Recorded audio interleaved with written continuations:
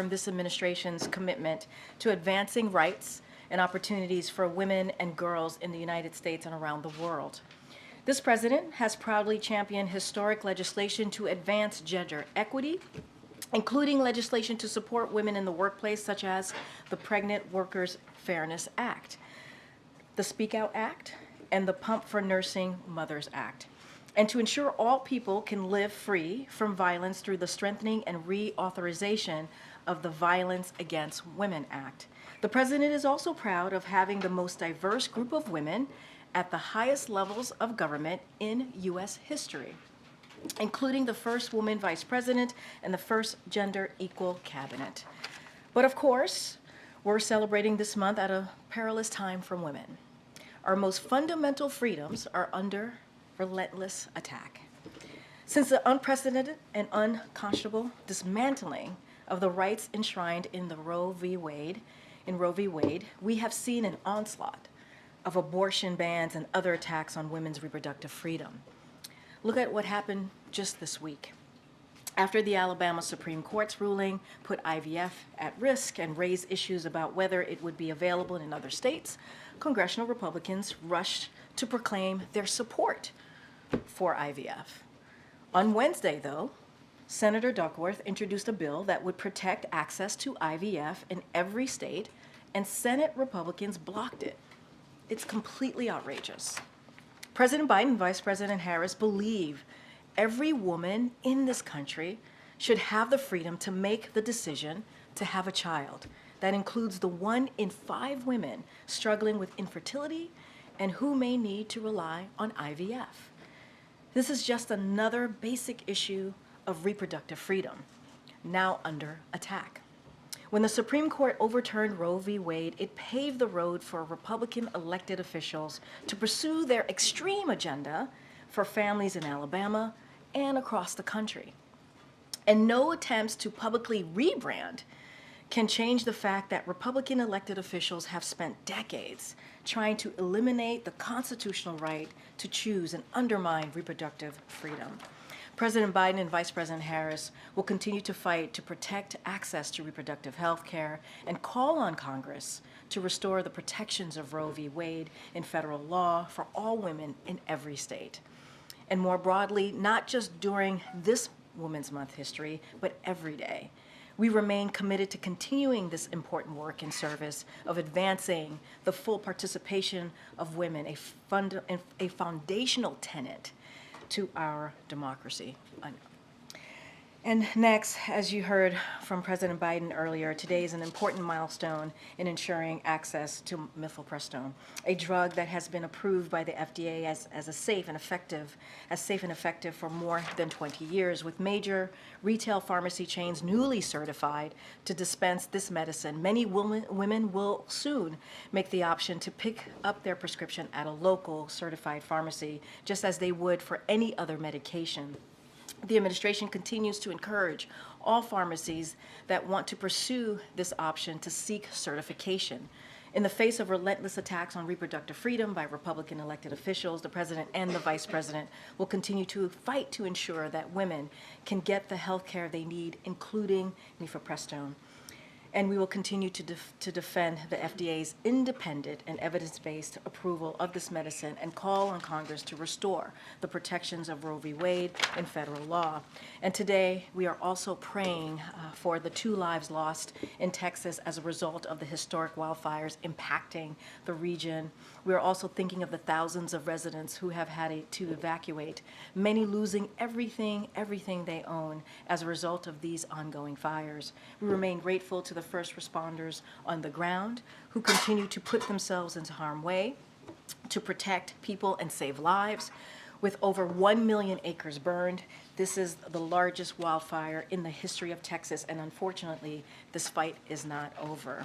But as the president said when he was in Texas yesterday, the Biden-Harris administration is doing everything possible to help the people and communities devastated by these fires. Hundreds of federal firefighters have been deployed to help fight the blaze, along with critical fire suppression equipment, and FEMA has provided financial assistance to ensure Texas and Oklahoma have the resources they need to fight these fires and keep people safe.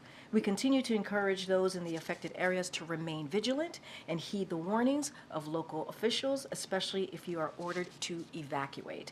As always, we stand ready to provide further support as needed. And finally, yesterday, as you all know, the President traveled to Brownsville, Texas, and heard directly from the Border Patrol, asylum officers, and immigration enforcement officials about operational realities on the ground. These officials emphasized the need for additional resources to secure the border and to make our asylum system fairer and faster. That is why months ago, President Biden ordered his team to negotiate in good faith with a bipartisan group of senators to deliver significant policy changes and additional resources to the border. And after months of negotiations, the president and the bipartisan group of senators reached the toughest and fairest border security and immigration agreement in decades. But once again, you heard the president yesterday highlight how critical that agreement is to securing our border. You heard President Biden focused on solutions that would deliver for the frontline personnel and deliver for the American people. But elsewhere, the American people heard a much different story when congressional Republicans rejected the bipartisan border security agreement because, by their own admission, former President Trump thought it would hurt him politically. They showed the American people that to them, partisan politics is more important than our border security. When Governor Abbott chooses to use migrants as political pawns and leave them by the side of the road in the dead of winter, he shows Republicans are more interested in politics than solutions. Republicans called for policy changes at the border. We have a bipartisan border security agreement that is supported by the Border Patrol Union, the U.S. Chamber of Commerce, the Wall Street Journal, and the bipartisan South Texas Alliance of Cities. It is time for Republicans to stop blocking that agreement, put politics aside, and provide border officials with the tools and resources they need to secure the border. With that, Admiral John Kirby is here to give us an update on what's going on in the Middle East. Admiral? Thank you, Karine. Appreciate that. Good afternoon, everybody. Want to just start by talking about the tragic and alarming event in northern Gaza yesterday, in which many Palestinian civilians lost their lives while seeking humanitarian aid and assistance amid a dire situation on the ground there. We express our deepest condolences to the families of those who were killed, and of course, all those who were hurt as well. As you know, we've asked the government of Israel to investigate, and it's our assessment that they're taking this seriously and they are looking into what occurred so as to avoid tragedies like this from happening again. This event underscores the importance, we believe, of expanding and sustaining the flow of humanitarian assistance into Gaza, since so much of it is in need, and by no means should what happened yesterday preclude or prevent additional humanitarian assistance from getting in. I think, as you all know, the United States remains the largest provider of humanitarian assistance into Gaza, and you heard directly from the president today that we need to do more, and the United States will do more. As a matter of fact, as the president just announced, the United States will carry out airdrops of aid into Gaza in coordination with our international partners, particularly Jordan, in the coming days. We're also going to redouble our efforts to open up a humanitarian maritime corridor to deliver amounts of humanitarian assistance by sea, hopefully large amounts by sea. This is, of course, in addition to expanding deliveries by land, which we have been keenly focused on now for many months. We'll continue to push Israel to facilitate more trucks going in and more routes being open so that more aid can get to more people. We're going to continue to pull out every stop to get more aid to people who desperately need it. Now, as you all know, a deal that would trigger a 6-week ceasefire is currently on the table. In addition to the additional flow of aid that would come with that deal, we're continuing to work to make sure that we can get the hostages out as well and to see a reduction in the violence. With the fighting stopped, aid will be able to flow more freely, and we hope at an increased level. And of course, the hostages, starting with women, the elderly, and the wounded, can be released in stages and returned to their families. And again, we're going to keep our shoulder to the wheel on that and work that very, very hard in coming days. Now, of course, as you all know, President Biden is glad to welcome Prime Minister Meloni of Italy to the White House today for a bilateral meeting to reaffirm the strong bilateral relationship that we have with Italy. In fact, the meeting just started. Italy is the president of the G7 this year. President Biden has been looking forward to the opportunity to coordinate with Prime Minister Meloni on their shared priorities for the G7 and the NATO leaders summits that are happening this summer. As you heard from the president just a little bit ago, the two leaders will, of course, discuss shared challenges on a range of global challenges that include humanitarian assistance for Palestinians, as well as the need to prevent regional escalation in the Middle East and to protect international shipping in the Red Sea. The leaders will also underscore their commitment to continue to support Ukraine as it confronts Russian aggression. The president will, of course, raise the efforts that we've been pursuing to see our supplemental funding approved by Congress. The president appreciates Prime Minister Meloni's leadership on all those issues, and he looks forward to a very good discussion with her. With that, take some questions.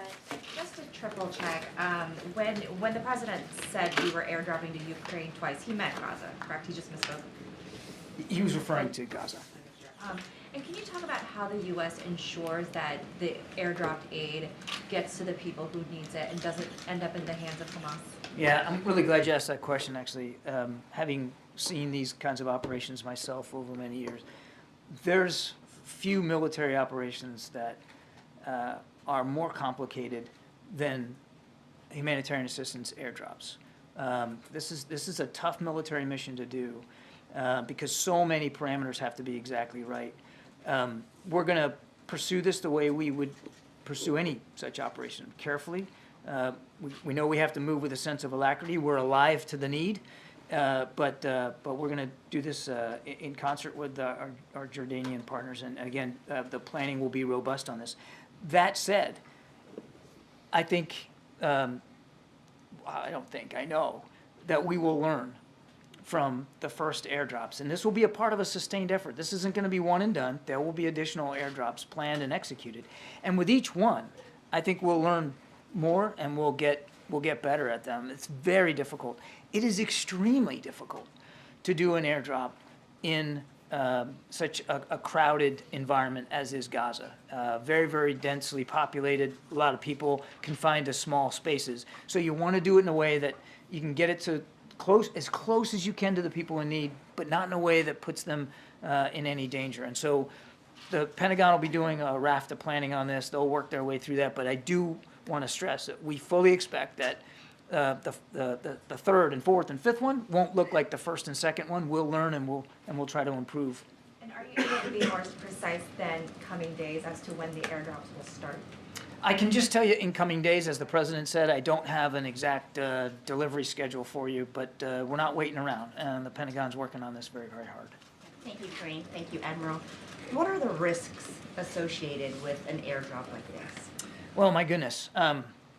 First of all, the biggest risk is making sure that nobody gets hurt on the ground. And so you got to locate out areas to drop that you know will be safe for people so that they don't become victims of the drop itself. I mean, when you're dropping out of an airplane, again, it depends on what you're dropping. In this case, the first deliveries will be food. Most likely the MREs, the portable food that the military uses. And so you want to be able to get it, again, in a place that's safe, nobody's getting hurt on the ground.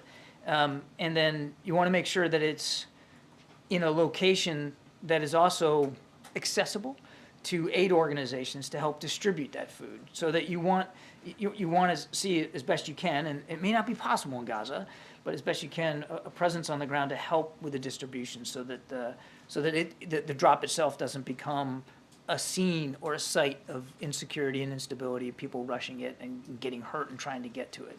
And then lastly, the big challenge is making sure that it's physically in a geographic location that is close to people that are most in need. So there's an awful lot that goes into that. And of course then, there's the whole air component of that, the weather and the winds and the need for the pilots and the aircraft to be safe as well. I mean, this is not, this isn't like an area of a humanitarian disaster such as an earthquake or a hurricane site. This is a war zone. So there's an added element of potential danger to the pilots and the aircraft, and we have to factor that all into. Can you talk about the timing of the airdrops and why the U.S. hasn't considered or hasn't done one before now, given that this need for aid is not new? We've been working on the idea for airdrops here for a little while. The idea of thinking about through whether we need to do this. But again, it's not the kind of thing you want to just do in a heartbeat. You want to think this. You want to think it through carefully, and we've been doing that. But certainly, the need is much more acute here in recent weeks. And again, we want to answer that. We had tried, and we still are trying, to get the ground movement increased. And that's another reason why we're working so hard on this hostage deal, because it will give us some breathing space to increase that level of stuff on the ground. But obviously, it just hasn't, we haven't been able to meet the need. For all the work we've done to open up Kerem Shalom and work with the Israelis to increase the level, it's not meeting the need, and we recognize that. Thank you. How sustainable of an option does the president see these airdrops as being? And also, was there any communication between the president and Prime Minister Netanyahu before this announcement today? I don't have any conversations with the Prime Minister to speak to. We obviously have been talking to our Israeli counterparts about this. This is not going to come as a surprise to them that we're considering doing this. In fact, they did one themselves a week or so ago, and certainly we were mindful of that. They kept us informed. So no surprise to the Israelis that we're doing this. As for sustainability, we'll have to see. We'll have to see how it goes. What I can tell you is that, in terms of how long, but I can tell you that this first one coming in a few days will not be the last one.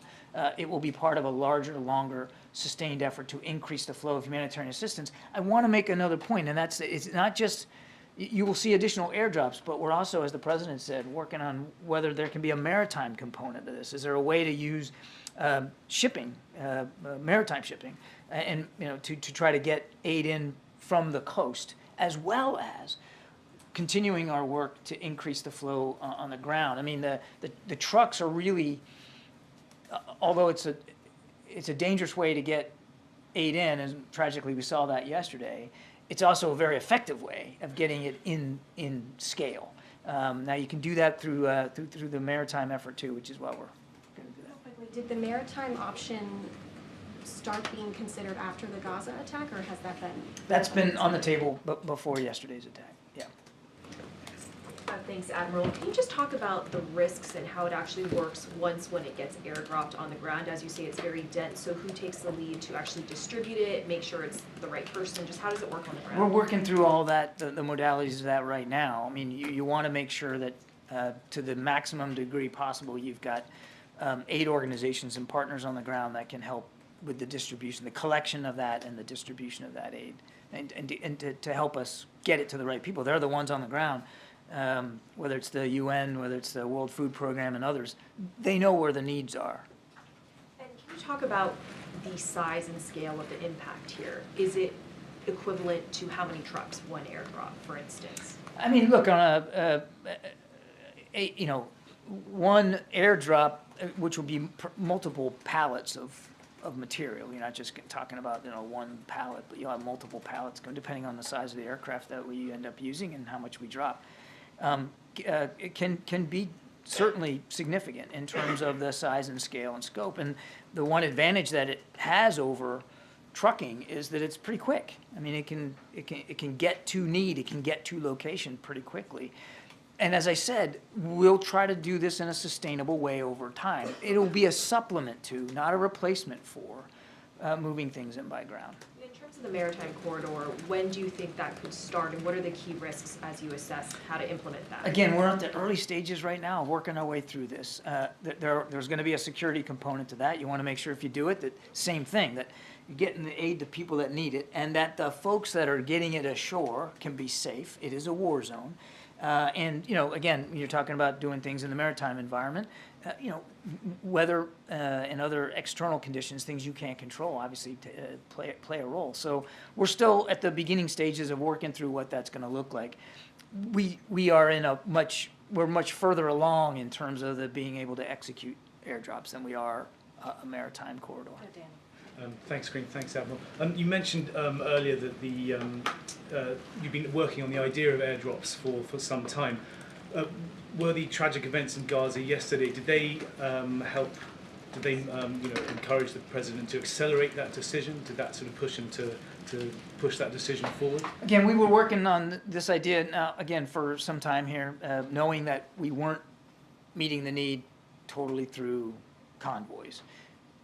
I think what yesterday's event underscores, and certainly underscored for the president, is the need to continue to find alternative routes and alternative means of getting humanitarian assistance into Gazans. It certainly underscores the importance of that. But again, I want to be clear, this isn't about replacing trucks. It's not about replacing ground routes in. It's about supplementing those ground routes. And the last thing I'd say is it also underscored for the president how vitally important it is for us to get this deal in place, this 6-week ceasefire, so that we can increase the aid.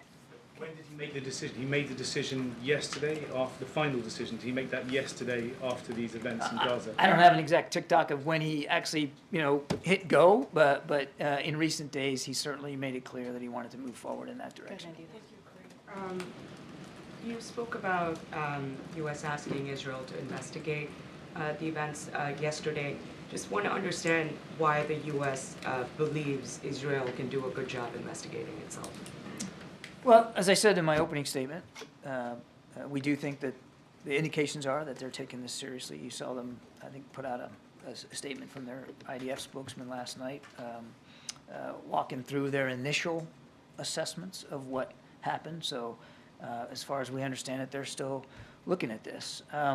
And there have been examples in the past where they have investigated incidents and have been very honest and upfront about mistakes they've made at the IDF level in the past, and not distant past either.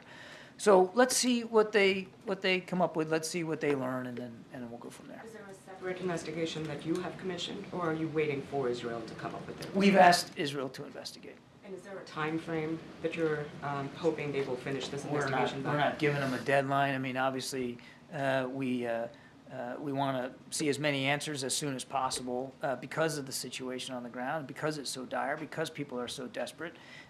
We obviously want to make sure that appropriate steps are taken as soon as possible so that something like yesterday can't happen again. And the president said yesterday that he expects the events to disrupt the talks in Qatar. Do you have any updates on how this could potentially impact those talks? Are there any updates? I think it's too soon to know right now that the talks are ongoing, negotiations are ongoing. We still believe that they're moving in the right direction, but I think it's too soon to know whether what happened yesterday is going to have a practical effect on it. I can tell you that we're working very, very hard on this, as evidenced by the president's phone call yesterday with the Emir of Qatar and the president of Egypt. I mean, that should indicate to you just how hard we're working on this, and we're still hopeful that we'll be able to get there, hopefully soon. I think you've gotten at this a little bit. Can you just articulate why the U.S. cannot simply just send this aid in overground into Gaza? What are the holdups on the Israeli side by sending the trucks in? Why does it have to be by air?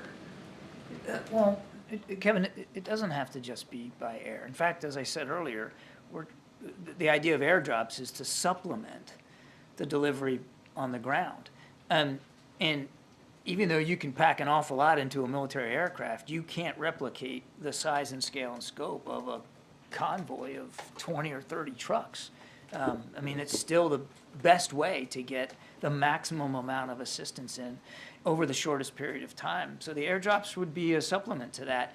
And as we have said many times, the process that has been set up that the Israelis have been willing to work through is having an inspection regime of these trucks before they go into Gaza, and recognize routes for how they're going to get to people in need, and routes that are informed by our aid partners on the ground.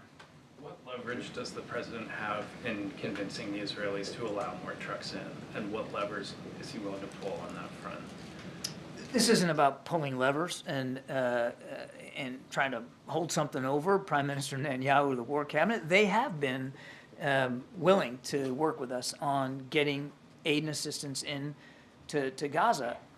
I want to be, as I said earlier, clear that it's not been enough. not been enough to the need, certainly not been enough for the speed that's required. We recognize that, and that's part of the conversations that we've been having with our Israeli counterparts, but we urged them, for instance, to open up Kerem Shalom as a second route. They've done that. Now, has it been perfect? No. There's been some protest activity in recent weeks that shut it down temporarily. We worked our way through that. There's still a lot of hard work to do.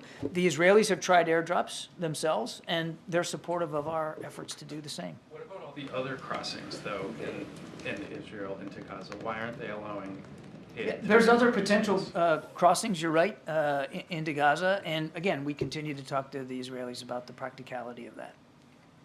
Hey, John. Was part of the consideration into moving into this airdrop plan and the Maritime plan, I mean, there had been delays for ground shipments of flour just a couple weeks ago, and Israel had been holding that up. So is part of this because Israel hasn't been a reliable partner as much as the U.S. would like to see in terms of getting aid in? Part of this is very much because not enough aid is getting in, and not enough people are getting the food, the water, the medicine, and the fuel that they need. That's what's driving this. We recognize the situation's dire. We recognize the need is great, and it hasn't been filled simply by the use of ground convoys. And is this a way to kind of get around the need for Israel to sort of go through these checkpoints when it's on the ground convoys? This is a way to get more aid to more people quickly. And I know you said you don't have an exact timeline, but is there a plan for this aid to be dropped over the course of weeks? Is it months? What does that? I would say certainly coming weeks. I don't want to, I can't get too predictive right now. We haven't even done the first one. I can assure you there won't be just one. This won't be a one and done kind of thing. There will be additional airdrops. We will learn. We will get better at them over time. But I'd say certainly coming weeks. Thank you. Will the U.S. continue to supply weapons to Israel after what happened yesterday in Gaza? We are still helping Israel with their needs to defend themselves. Thank you, Karine. John, just a little bit of clarity on the Maritime corridor that the president mentioned. Is this the same kind of idea that was floated in Israel in December of having it come through Cyprus? And if I may ask the same questions that my colleague have been trying to get to, did what happened in Gaza City yesterday reaffirm the president's suspicion or frustration about the fact that Israelis cannot guarantee the delivery of aid to Palestinians and hasten his decision to airdrop? So on your first question, certainly I think, well, the discussion that we've been having about a potential maritime option is informed by recent conversations about the potential use of Cyprus, for instance, as a potential way to maybe stage some of that.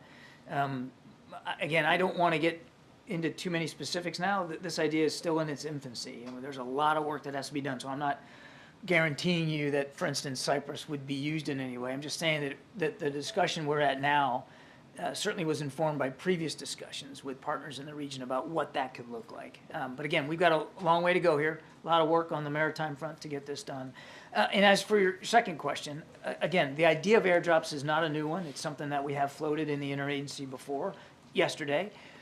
Yesterday's event, I think, underscores the need to find more creative ways of getting assistance in faster and at greater scale, and we're going to continue to do that. Again, I want to stress this. I know you're getting tired of me saying this, but airdrops would supplement, not replace, ground movements. And can I just continue on Gaza, but on a separate note, I've been noting that administration officials have been repeating the line that Israel is a sovereign country and the U.S. does not dictate to them.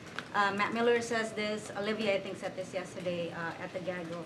So help me understand here, because for the past couple of weeks, you've been telling us that you have been successful in affecting change in Israeli behavior. You just mentioned it again in terms of opening of Kerem Shalom. But I'm seeing a shift, and I don't know if this is correct or not, and if you can explain what's behind the shift. Is the administration trying to distance itself from what Israel is doing in terms of its conduct, or is it reflective of the pessimism of your inability to close the gap between what President Biden wants Prime Minister Netanyahu to do and what's actually happening on the ground? Can you explain if there is a shift? I think maybe you're reading a little bit more into what we've been saying. Reiterating that Israel's a sovereign country is not, it's not a shift at all. It's a truth. When we don't dictate terms to other sovereign countries. Israel is also a great friend and an ally, and we we can have conversations with them that in some ways you can't have with other countries because you are a friend and an ally, and you can be tough, and you can be candid, and you can be forthright with Israeli leaders, and we're not afraid to do that. And but no, there's no shift here. I mean, make no mistake, as I've said many times just today, not enough aid is getting into people that need it. It's not happening fast enough. It's not happening in the quantity that we need. And we're trying to act to the need. We're trying to behave and change and be more creative to meet the desperate need of the people of Gaza. Thanks, John. You've laid out now a couple of times the practical challenges that will be part of this airdrop or these airdrops. And I'm kind of curious about that because those are risks that the United States now has to take on for itself, conducting those airdrops. The reason those risks now fall to the United States is because Israel is starving those people. So why are we still so supportive of Israel when it is the one that is creating the problem that the United States now has to try to ameliorate? Israel itself has tried to help with the delivery of humanitarian assistance. As I said, they tried airdrops themselves just a week or so ago on their own accord. So why are so many people still starving? It's a war zone, and there's nowhere else for them to go. It's not like in some other conflicts where they can easily flee. And let's not forget how this started. Okay, there'd be no need for airdrops if Hamas hadn't chosen to break what was a ceasefire in place on the 6th of October. So let's not forget how this started.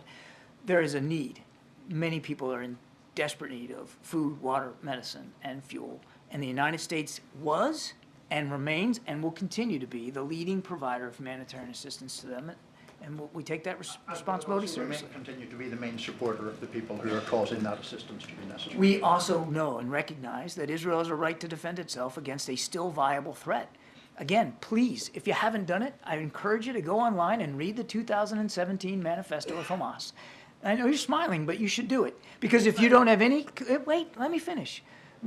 This is an organization that has military capabilities and has every intent of wiping Israel and the Israeli people off the map. That has to be unacceptable to everybody. Mr. Sinwar chose to start this war. There was a ceasefire in place. He broke it.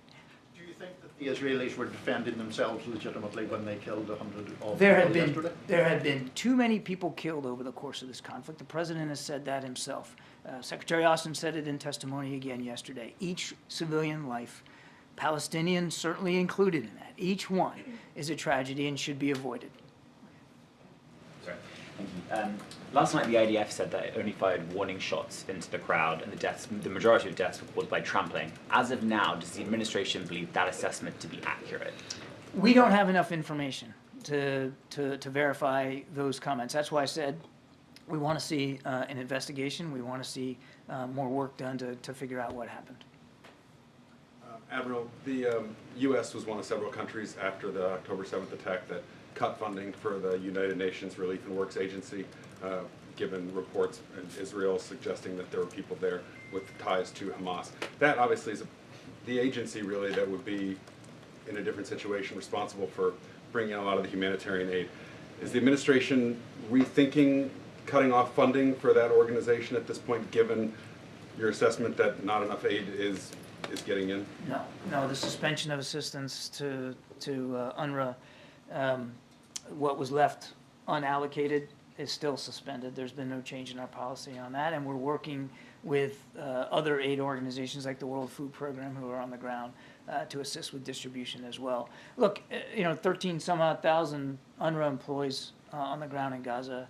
The vast majority of them do great work, do it with good intent, and as I said many times, you don't want to impugn the entire agency because of the potential actions of a few. Now, they're investigating this. We expect a full, thorough, credible, transparent investigation as to those employees that might have been involved in supporting Hamas, and that those who were need to be held properly accountable.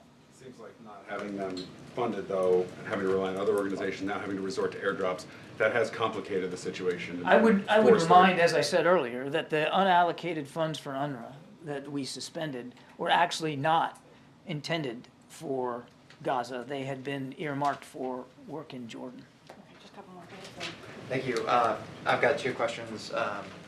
First, the House Foreign Affairs Committee is threatening to hold Secretary Blinken in contempt if the State Department does not hand over material concerning the Afghanistan after action reports, specifically some internal notes. What is the White House's response to that contempt threat? And then did the White House ever direct the State Department to hold up on releasing those documents? I'm going to refer you to the State Department on that. So the committee says that in their interactions with the State Department referred them to a White House lawyer. So can you tell us anything? Yeah, talk to the State Department about that. Then a follow-up about Gaza. You mentioned a second ago that the ceasefire was broken when Hamas attacked Israel. Are you suggesting that Hamas bears ultimate responsibility for the current and ongoing humanitarian crisis there? The war that they're in right now was started by Mr. Sinwar. He's the one who chose to break a ceasefire that was in place on the 6th of October. Now, obviously, you got to get that? Okay. Obviously, in the conduct of this war, and we've been very honest about this too, that there have been too many innocent people killed through Israeli Defense Force operations in Gaza. We've been very honest about that. We want to see zero. So certainly, we recognize that the prosecution of efforts against Hamas have caused civilian damage, civilian casualties, and we don't want to see anybody else hurt, and that's why we continue to work with our Israeli counterparts to be as careful and discriminate as possible. Thanks, sir. Oh, thank you. So I have a question regarding UK and ECOWAS. Do you agree with the ECOWAS, the recently lifted sanction on UK? And I wanted to find out whether you agree with that being lifted, and if you talk to the President Bazoum of UK also. Ma'am, you're going to have to let me take that question if you don't mind. I'm not prepared to answer that one, and I owe you an answer, and I'll get you one. All right, yeah, wrap it up. Go ahead, final question. Admiral, there was a pretty scathing report out this morning from the State Department IG's office about U.S. Ambassador to Singapore, Jonathan Kaplan. It alleged, among other things, that he had poor relationships with local officials that were undercutting U.S. strategy there. He had poor relationships with staff, and that he ran afoul of some finance and other rules. Wondering if you can state whether the President still has confidence in the ambassador, and if he shares any concerns about how his performance has hobbled U.S. efforts in the region. The President understands that the State Department's taken this IG report seriously. As far as we understand, they've already started to implement many of the recommendations that the IG has put forward. Obviously, the President always wants his representatives overseas or at home to act and to lead and to manage people with dignity and respect. That's his expectation for all of us. But he's comfortable that the State Department has taken this seriously. All right, thank you Thank so you. much, Admiral. Have a great weekend. Russian nuclear threat? Thanks. All right, again. Just one quick one. Can I have the White House's reaction to the CDC deciding to drop the 5-day isolation guidance on COVID? Just your reaction to that, and also how that may or may not affect protocol here at the White House? So as far as protocol here, I don't have any update for you at this time. We'll certainly have more to come soon. What I do want to say is that this announcement actually reflects the progress that we've made under this administration over the past 3 years to protect communities against COVID. And it's not by accident. It is because of the policy that this president has put forth. Because when the president walked into this administration, understanding COVID was obviously one of the crises that we had to deal with, he took action and put forth a comprehensive strategy to move forward past the American Rescue Plan that only Democrats voted for, not one Republican voted for. And it got to get the economy back on track, open up schools, and also make sure that we had a comprehensive strategy in making sure Americans got shots in arms, making sure there were masks when we needed them, giving the Americans opportunity to actually deal with this pandemic. So now we're coming out of this pandemic. Things have changed. We are in a different place, which is good. right? We're in a different place than we were when, obviously, when we walked into this administration. COVID no longer controls our lives, right? But we still have to use proven tools that protect people against respiratory viruses, and that's what the CDC guidance actually tells us as it relates to here in the White House and this campus. We'll have more soon. I just don't have anything for you today. Okay. Thanks, Karine. In his speech yesterday, the president actually extended an olive branch, inviting Trump to work with him to try and get that border deal through Congress. Why did the president decide to do that? Does he believe that Trump could be a trusted partner in this situation? Look, you know this president. If you watch this president very closely, the last 3 years, if you watched him his entire career, he believes in going across the aisle and working in a bipartisan way. And when Republicans decide to do that, when they come and work with us, we actually have gotten some really big things done on behalf of the American people. Think about the CHIPS Act, right? Think about the PACT Act that helps veterans and their family. You think about the bipartisan infrastructure legislation. There have been things during this administration that have been historic and will change Americans' lives that we have been able to do in a bipartisan way. Let's think about the gun violence, the first piece of gun violence legislation that was done in a bipartisan way. We hadn't seen that in 30 years. So, look, the president, it's not about politics for him. I think when he put out the olive branch yesterday, as you just stated at the end of his speech, it was to show this wasn't about politics. This is about the American people. And what we continue to see is Republicans not doing that. They keep letting politics get in the way. So the president, as he does many times when he wants to work on behalf of the American people, he wants to see it done in a bipartisan way. And not just him. We've learned and we've seen that that's what the American public wants to see as well. Is there anything you can share about what he learned from his visit in Texas yesterday and how it might inform potential executive action he'd take? Well, look, as far as executive action, I've been very clear about that from here, from this podium, when you all have asked me. We always obviously look at every scenario, every option. We evaluate all of those things. But we do believe, which is why the president went to the border to Brownsville, Texas yesterday, that the way to move forward, the bottom line is we need to take action and move forward with the bipartisan agreement that came out of the Senate. That is the way that we believe we can actually deal with what the challenges at the border. We can deal with the broken immigration system. There is no executive action that would be able to do what this negotiation came out in a bipartisan way. Look, what he was able to see.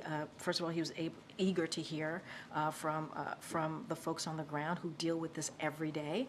As you know, the mayor of Brownsville is Republican himself and has to deal with this as well in his community, and he wanted to see, you know, what happens on the ground. He also wants to see, continue to see that while we're moving forward, it's done in a fairly humane way, right? In a fair and humane way, and that's one of the reasons that he went down there, and he wanted to see what do the officials on the ground had to say, and it was clear to him that they desperately need resources. They need more to do their jobs, to be able to do it in a fair and humane way. They need more to be able to do their jobs and not see Republicans get in the way and continue to vote against what we're asking for, more resources, and not actually do the job and actually protect Americans and deal with a broken immigration system. So he saw that for himself. He saw that they need more resources, and he's going to continue to be really steadfast and speak very clearly to the American people about what's happening and why we are not able to get this bipartisan deal that came out of the Senate done because Republicans continue to reject it. Oh, thanks, Karine. Okay. Oh, sorry. Well, I'll get you, Zoe. Just a quick question on mifepristone. CVS and Walgreens have started, are expected to start selling the pill in several states this month, and we understand the president, of course, has encouraged a lot of other pharmacies to follow suit. Are there any other retail pharmacies that have expressed interest since the White House, released that? Or do you have any update on that? Look, I will let pharmacies decide on their own. Obviously, they can apply for certification. We encourage them to apply for certification. So I don't have any additional list to share with you, but obviously this administration has a strong record on partnering with pharmacies on a range of issues, and we're going to continue to support pharmacies, and if they are interested in certainly in that certification, and that's what we want to see. We want to make sure. The reason why this happened is because this administration has been committed in making sure that women have the ability and the right to make a decision, right? The ability, the right to get what they need as they're trying to figure out what is necessary for them. I mean, it is their decision, right? These are personal decisions that women have to make, and they should be able to have access to this. And so that has been our priority since Dobbs' decision almost 2 years ago. And these pills are not available by mail yet. Is that sort of the logical next step here? Is that what the White House or the administration, try to facilitate? So I don't want to get ahead of what could be potentially next. I think this is a big deal, right? This is a big deal when you have these two major pharmacies that are now able to move forward. We're going to let other pharmacies decide if they want to move forward with certification. We're going to work very closely with these pharmacies and partner with them, but I just don't have anything else as to the next steps. One follow-up on the president's trip to the border yesterday. We understand that a lot of migrants fly to Mexico and then cross the border, and we don't know if that was on, discussing that particular topic was on the president's agenda. I mean, was anything discussed on whether Mexico should be vetting more of these migrants, or any discussions yesterday on this topic during the president's visit? So look, as you know, we've had continued diplomatic conversations with Mexico and other countries in the region, right? This is not just about the United States. This is a regional situation, an issue that we have dealt with for the past 3 years, actually under this administration, trying to do it in a diplomatic way. I don't have anything else new to share. We talk to the government of Mexico pretty regularly. You've seen some of our officials here, whether from NSC or just from the White House, who have gone down to Mexico and met with the Mexican president on trying to figure out how do we deal with the migration issue. And I think the most important thing to take out from the president's trip is that he wanted to make it very clear to the American people. There is actually a piece of paper, right, negotiation, a proposal out there that was done in a bipartisan way, supported by the Border Patrol Union, supported by U.S. Chamber of Commerce and others that you don't normally see. And we have a bipartisan deal that came out of the Senate. Republicans listened to the former president, and they have rejected it. They put politics in front of actually getting a solution for the American people. That's kind of where we are. He's going to continue to make that really clear and push to make sure that the American people know this. Can you give us an update on the president's State of the Union preps? I know he's up at Camp David for a while this weekend. Is he bringing a team with him up there? Do you know if he's enlisted any outside writers to help him on it? Where does that sort of stand? So look, certainly we'll have more to share, more color to provide on the president's preparation for the State of the Union. What I can say is what the president wants to do, and what you will hear during the State of the Union is that he'll lay out his historic achievements over the past 3 years and what he's been able to do on behalf of the American people. You'll hear him talk about how he is on the side of the American people. That's important. The president has done more in 3 years in this administration than most president has done in 2 terms. I mean, that is what we've seen. Historic legislation after historic legislation, whether it's done in a bipartisan way or whether only Democrats voted for it. That's what this president has been able to do. And now, he's going to also talk about how we want to protect and implement those pieces of legislation, whether it's the Inflation Reduction Act or the CHIPS and Science Act. We have to implement that so the American people can see the work that's been done out of Washington, D.C. Again, whether it's a bipartisan fashion or just Democrats voting for it. And so, he's going to talk about lowering costs, lowering healthcare costs in particular, making sure that we're saving our democracy, protecting women's rights, as I've been talking about, uniting the country. Those are the things that the president's going to put at the forefront, certainly of his message to the American people next week. And so I would say stay tuned for more. And last year's speech had sort of an unusual amount of audience interaction. How much of that is going into the planning this year? I mean, look, I think what you should take out of what happened last year is, We were not expecting that. The president was not expecting audience interaction, as you just stated. And you saw the president was pretty sharp in responding back to those Republicans in front of him and making them promise something that they didn't think they would promise on protecting Social Security, Medicare, Medicaid. And I think it was a moment that the American people really, truly appreciated. I can't speak to what Republicans are going to do this year. I can tell you that the president is ready. He's ready to take that moment to talk about the State of the Union, to lay out his future vision of how he sees this next year and beyond, and what is it that he wants to get done and continue to build on historic accomplishments. And I think that's going to be really important to see. Go ahead, Zola. Thank you. So yesterday at the border, the president once again called for legislative action at the border. A month ago, he repeated that, but he also said that he was willing to take action himself. Is the administration, could we expect to see him take action by himself, whether that be executive actions or an executive order? I mean, I kind of just answered this a moment ago. Look, we always evaluate options. We are. We're going to evaluate options. That is something that we're going to do here, as we've done with any big issue that has come in front of the president. We evaluate all options. We have not made any decisions yet. That is kind of where we are. And about any additional actions, to your point, executive actions. But ultimately, what we believe, the bottom line is, no executive action, no matter how aggressive it is going to do what came out of the Senate in a bipartisan way, that the president worked with those members for a couple of months. What are the factors that the White House is weighing here?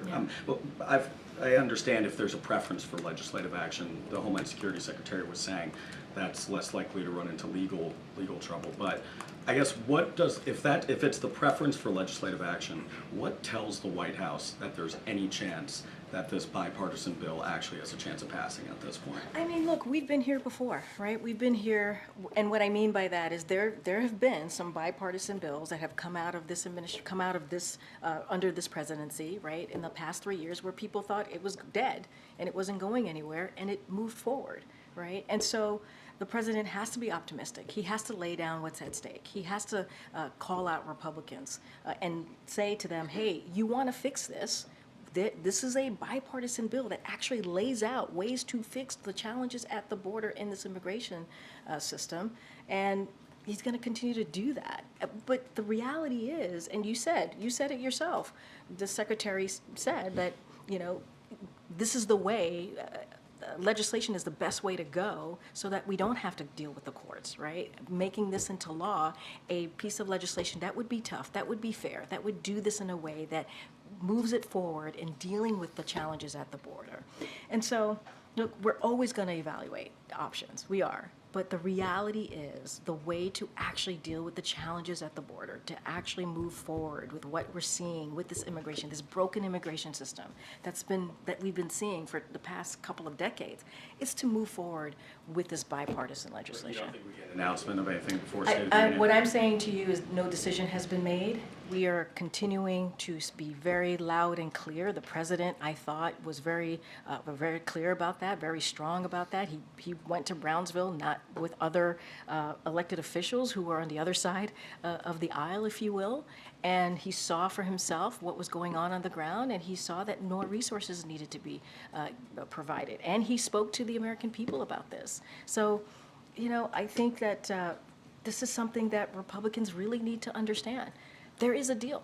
There's a bipartisan deal. They can't listen, and they admitted this, right? They're listening to the former president. They're listening to Donald Trump, who is trying to do things for himself. It's politics for himself, not about the American people. And what you saw from this president yesterday is how he's putting the American people first. And that's what you're going to see at the State of the Union as well next Thursday. Go ahead. Thanks. You talked about IVF at the top of the briefing, but announcing the VP's trip to Selma this weekend, the White House said she would encourage Americans to continue to fight for fundamental freedoms under attack throughout the country. Will she specifically talk about the IVF ruling in Alabama and talk about reproductive rights during her remarks there? So look, I don't have anything to share at this time on what the Vice President's going to speak to, but what I can say, and you all have seen this, that she's going to continue to speak out against these continued attacks on reproductive freedom, as she has done for the past 2-3 years throughout this administration, obviously since Dobbs' decision, and she's been on tour, right? She's been on tour talking about reproductive rights and how important it is to protect that. She's been to Wisconsin, Georgia, California, Michigan, and so she's going to continue to do that. I'm not going to get ahead of what her remarks and what she's going to say in Alabama this weekend. Okay. Thank you, Karine. Given the uncertainty around when and if the House will take up the National Security Supplemental, can you talk about the President's level setting today with Prime Minister Maloney? So, look, Prime Minister Maloney has been certainly a partner in as it relates to the war in Ukraine. Obviously, that was started by Mr. Putin, and she has been a great partner. So that obviously that's part of the agenda and having that conversation. I mean, what you're asking me is a really good question, right? I think our role in this and how we move forward. Everyone's watching. Everyone's watching how the U.S. is going to move forward as it relates to the National Security Supplement. Are we going to continue to provide the assistance that we have for Ukraine as they are bravely fighting for their democracy? The world is watching. And that's what House Republicans need to understand. We were able to do it 70-29, getting that National Security Supplemental out of the Senate.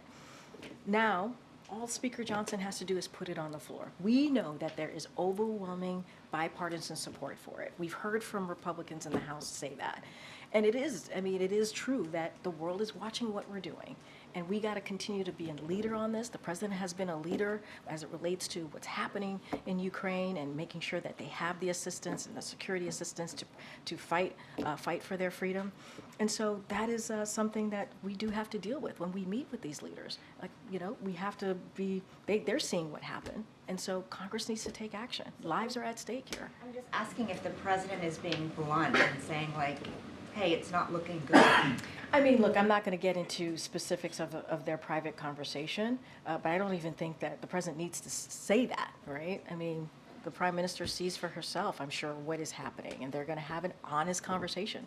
The president is good about having honest conversation with his counterparts across, obviously, in other countries. So they'll have an honest conversation. They'll discuss that. Not going to get into private specifics about that, but this is for House Republicans need to understand. The world is watching what we're doing here, how we're moving. What are we going to do to really assist Ukraine? And it's not just about Ukraine and Israel and Indo-Pacific and obviously the all-important humanitarian aid that has to get into Gaza. All of that is also connected to our own national security. And we have to put the Americans' national security first. And right now, they're not doing that. They're picking politics. And so that is something that they need to understand. Thank you. Okay. So yesterday, the administration nominated Marty Walsh to the Board of Governors for the Postal Service. Democratic and Republican members of Congress have been complaining about issues with Postal Service now for a couple of years. Does the White House think there needs to be a change in leadership? Are you satisfied with the job that Postmaster General DeJoy is doing? Do you think there need to be changes in how the Postal Service is operating? I mean, look, I don't have anything specific to share about that, but I can say, look, Marty Walsh is someone who served in this administration as Secretary of Labor. The president the president was proud of the work that Marty was able to get done, and he is certainly thrilled to nominate him in this new role. Look, the president always wants to make sure that every agency, every department in this administration, obviously in the federal government, operates at its best capacity, right? At its full capacity, and so that's what we want to see. And it's not about us; it's about the American people. Okay, Jackie. Thank you, Karine. Is the administration coming around to the idea that physical border barriers work? Can you say more? Where's this? What do you mean? Where's this coming from? Well, it's been 6 weeks since you guys won a Supreme Court case that would have allowed you to remove razor wire at the Texas border that you guys argued was there's an emergency, immediate need to take down, but it's still up. So DHS hasn't touched it. Why is it still up? I mean, you have to speak to the Department of DHS, obviously. I just don't have anything for you on that. We were very clear about what we thought about those wires. Obviously, DOJ took action. I just don't have anything on timeline of those coming down. I'm sure they'll have more for you on that. And the president said at the border yesterday that it's long past time to act. Heard all of your previous answers on executive orders, but the president took 94 or so executive actions in his first 100 days that largely loosened immigration policy. One of those was narrowing who ICE could remove. And the administration, as of yesterday, I believe, is now calling on sanctuary cities to cooperate with ICE. So why doesn't the president act, like he said it's time to do, and start undoing some of those policies that he put in place right when he got into office? So I think a couple of things. Since day one, the president took action. He did.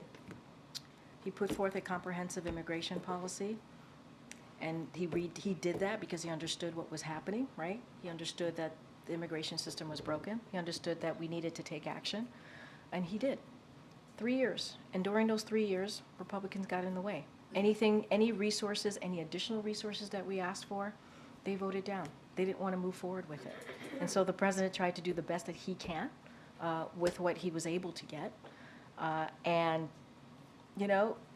We get to a point at the end of the year where we start negotiating with Republicans and Democrats in the Senate. We come up with a piece of legislation, a proposal that is supported by the the Border Patrol, right, union, that's supported by U.S. Chamber of Commerce. I mean, we took action. We have taken action over and over and over again, and Republicans reject it.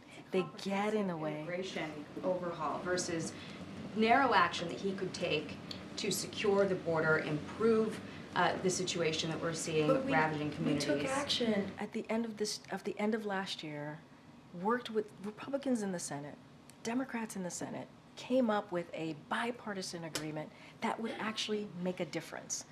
I mean, it's Congress's job to legislate. It is their job to legislate. We're never afraid of legal challenges with things like student loans. Here's the thing. You used executive orders when you wanted to. We have taken action over the last 3 years on the border. We've taken policy action. We have taken action. The president has. Now we need to get it into a place where we can actually make a real difference on the border challenges that we're seeing. And we did. I mean, this is Republicans getting in the way because of what they were told by the former president. That's shameful. That is. We're talking about the American people getting things done for the American people. Majority of the Americans care about this issue. They care. So the president worked across the aisle to get a piece of a proposal done that was negotiated in a bipartisan way that's getting support from organizations that you would never dream would support. He's shaming people for not acting. He's also not acting. I'm so sorry. That is so false. He has taken action. He has taken action. Republicans rejected it because of the last president.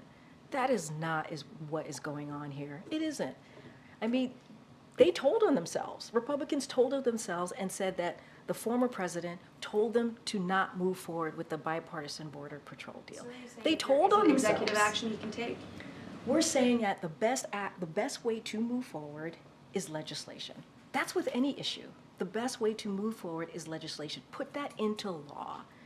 And we have a bipartisan agreement that would do that. By the way, the bipartisan agreement, that border deal, has provisions in there that these House Republicans want. These congressional Republicans have been asking for years. So what's the problem? What's the problem? Is it politics or is it the American people? That's for them to answer. Okay. I just wanted to check in if the White House was tracking the troubles at New York Community Bancorp, and if there were any concerns, given that it's a big commercial real estate lender, if there are any concerns about the broader commercial real estate market or community banking? So I'm going to be careful, and we're very mindful here. We don't comment on in every individual situation or institution, obviously, but Treasury and regulators monitor the banking sector. But broadly speaking, the banking system remains sound and resilient with substantial liquidity, including among regional banks. So just going to be super mindful. It's being monitored, obviously, by Treasury and regulators. All right, I know I have to start wrapping it up. Go ahead, Jared. I know I meant to call you before. I know that the president signed the CR today to prevent Yep, the he shutdown did. this weekend. What's his level of confidence after the meeting he had with the Big Four earlier this week that this might be the last CR he has to sign for some time? Does he think that there really is a bipartisan agreement here to lock in these appropriations bills? Look, the bipartisan agreement obviously prevents a shutdown, but it is a, as you call it, a short-term fix, not a long-term solution. It is not a long-term solution. And so Congress needs to do its job. We're going to continue to say that. It is the basic duty that they have is to keep the government open. They have to do this. And let's not forget, they have to move on the bipartisan national security supplemental. Obviously, it was passed in a bipartisan way out of the Senate. Just needs to go to the floor, and it'll get bipartisan support, overwhelming bipartisan support. And we got to do that. As you know, as I just stated, it is vitally important to Ukraine. So we've got to get that done. And so, look, we're going to continue to say that the House has to do its job. They have to move forward in keeping the government open. It's their basic duty. It's not difficult. It is not difficult. I'm glad, obviously we're glad, you said the president signed the CR, and we're glad to see that to prevent a shutdown, but it is a short-term fix, and we need a long-term solution. The American people deserve this. But that meeting this week was really focused on finding that long-term solution, right? It was on I mean, sort it of was the also full year appropriations.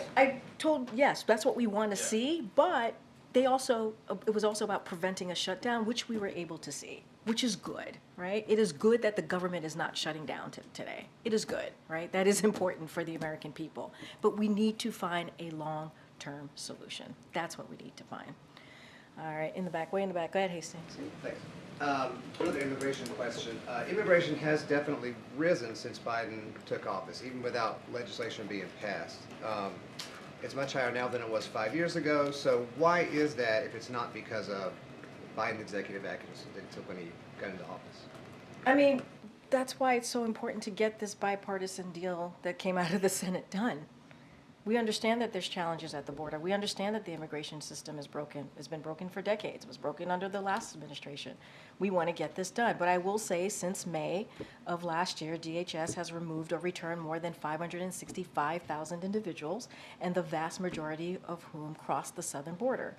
So, 565,000 removals and return is more than every full fiscal year since 2013. So that has been happening. DHS has been doing everything that it can to get that done. But we need to do more, which is why the president worked with the Senate in a bipartisan way. We gotta see that bipartisan border deal move forward.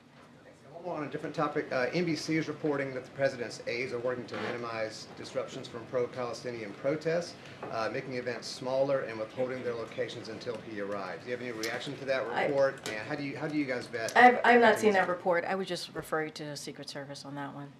Go ahead. Thank you. A federal judge ruled against AstraZeneca today in its lawsuit challenging the drug pricing program. Do you have a response? I don't have a response to that. And drug makers are expected to answer by today on if they agree or disagree with Medicare's initial offer on your drug pricing program. Have you received any responses from companies yet, or have any update on how that's going? So here's what I'll say. One of the important provisions that came out of the Inflation Reduction Act was the fact that Medicare was able to negotiate with pharmaceutical companies, getting to a place where we can actually lower costs for the American people, obviously on drugs, on pharmaceutical drugs, and that's incredibly important. And so that's what we're going to see. The president wants to continue to make sure that we lower costs on these drugs, on these important pharmaceutical drugs for the American people. That's why he moved forward to do this. Many elected officials for decades tried to do it and couldn't do it, and the president beat Big Pharma. I'm not going to get into any pharmaceutical companies, but I'll get into what I wanted to say, obviously, was how important it was to get that Inflation Reduction Act done, how important it is now for Medicare to be able to negotiate and help out millions of Americans across the country who pay just too much too much for drugs, the pharmaceutical drugs here that are much cheaper in another country. That shouldn't be. That shouldn't be who we are as a country. And so the president obviously wants to see us continue, Medicare continue to lower some of these costs. And someone asked about mifepristone and CVS and Walgreens, and you had implied, or not implied, suggested that you worked with pharmacies on, or The you were certification? encouraging pharmacies to apply for the certification, excuse me. Can you talk about what that looked like with CVS and Walgreens and what the collaboration was like, if there was, between the administration and those two companies?